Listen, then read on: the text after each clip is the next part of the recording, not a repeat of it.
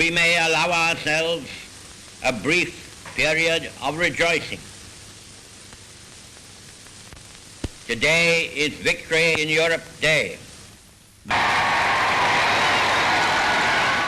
After the Premier had repeated his announcement to the House of Commons, the Speaker led a procession of members, headed by Mr. Churchill and Mr. Greenwood, across to St. Margaret's for a Victory Thanksgiving service.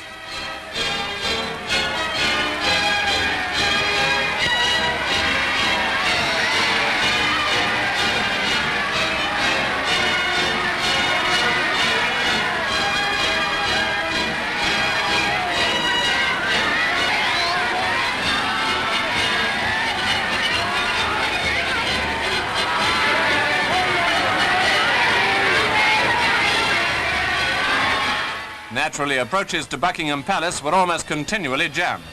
Vast crowds outside the palace cheering and...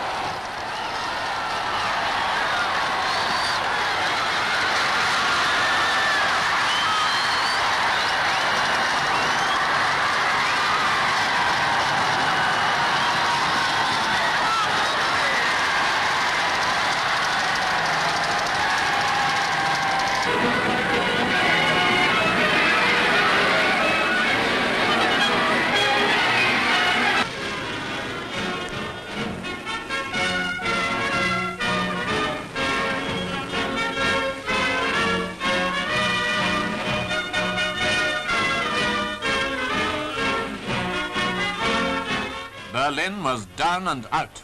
So were the survivors of its garrison, who now belied the slogans on the walls. These were impressions gathered by Russian cameramen during the last days of the battle. The Americans in Berlin, the official ceremony of their taking over the Adolf Hitler barracks from Soviet forces.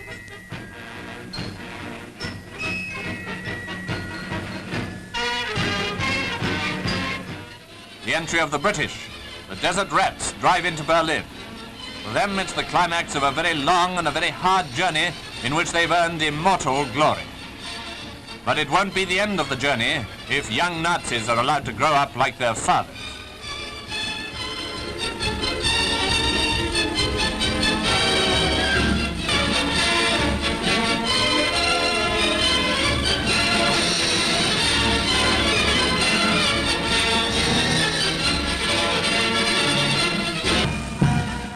As for Berlin itself, well, just take a look at it.